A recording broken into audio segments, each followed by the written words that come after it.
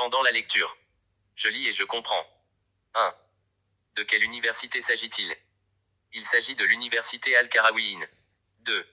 Dans quelle ville se trouve-t-elle? Al-Qarawiyyin se trouve à Fès. 3. Pourquoi Fatima et sa sœur Myriam s'installèrent à Fès? Elles s'installèrent à Fès car leur père était un commerçant. 4. Qui a donné l'accord pour la construction d'Al-Qarawiyyin? C'est le prince idrisside Yahya ibn Idriss qui a donné l'accord pour la construction d'Al-Qarawiyyin. 5. Qu'a fait Myriam avec son héritage? Myriam a construit la mosquée des Andalous. 6. Au fil des années, comment était considéré Al-Qarawiyyin? Al-Qarawiyyin devint un important centre d'enseignement et une des premières universités au monde. 7. Quelles sont les branches qui ont été enseignées dans cette université?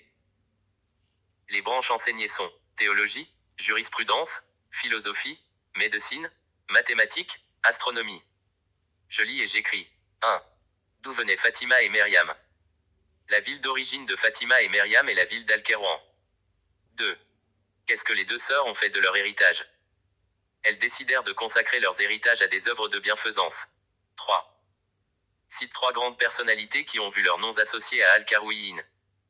Les 3 personnalités sont Ibn Khaldoun, Léon l'Africain, Abdeslam ben Mchish.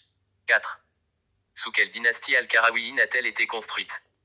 Elle était construite sous la dynastie idrisside. 5. L'architecture d'Al-Qarawiyyin a-t-elle changé depuis sa fondation? Oui, elle vit son architecture évoluer et s'agrandir. Je m'évalue. 1. Donne le nom de 2 personnes qui ont été diplômées d'Al-Qarawiyyin. Ibn Khaldoun et Léon l'Africain. 2. Entre le Xe et le XIIe siècle, comment a été considéré Al-Qarawiyyin? Al-Qarawiyyin était considéré comme un centre mondial de l'enseignement et la première université au monde. 3. Quelles sont les diverses branches qui ont été enseignées à Al-Qarawiyyin? Théologie, jurisprudence, philosophie, médecine, mathématiques, astronomie.